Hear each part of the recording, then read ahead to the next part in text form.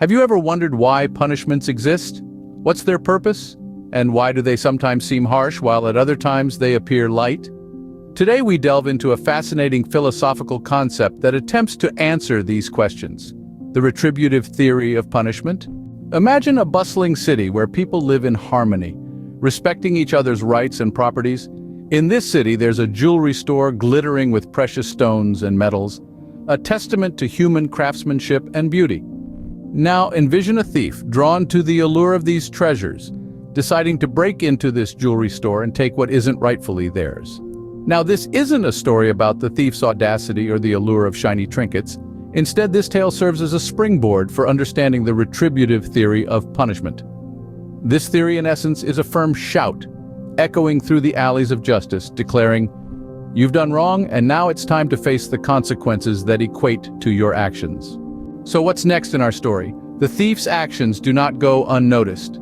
The vigilant eyes of the city's law enforcement spot the thief's misdeeds through the lens of a security camera. And instead of merely wagging a finger and saying, "Don't do it again," they decide to act on the principles of retributive justice. The punishment is designed to fit the crime. The thief is made to return the stolen goods and also spend some time confined, deprived of their liberty for a while. Through this process, the thief learns a valuable lesson: that taking what doesn't belong to them is not just wrong, but it also carries consequences. But the learning doesn't stop there. The city's inhabitants also witness this unfolding of events and understand that breaking the rules leads to a fair and proportional punishment. In conclusion, the retributive theory of punishment is all about restoring balance and sending a clear message. Rules exist for a reason, and violating them has consequences. It's not merely about punishing the wrongdoer, but also about reinforcing societal norms and deterring potential rule breakers. So, the next time you wonder about the purpose of punishments or why they are meted out the way they are, remember our thief in the jewelry store. Remember the retributive theory of punishment. It's about making things right, upholding justice, and ensuring that everyone knows why we have rules. Voiceover.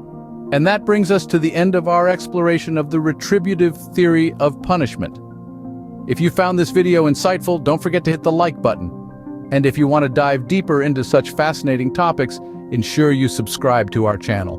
Remember, knowledge is power, and every video brings you one step closer to understanding the world a little better. Until next time, keep questioning, keep learning,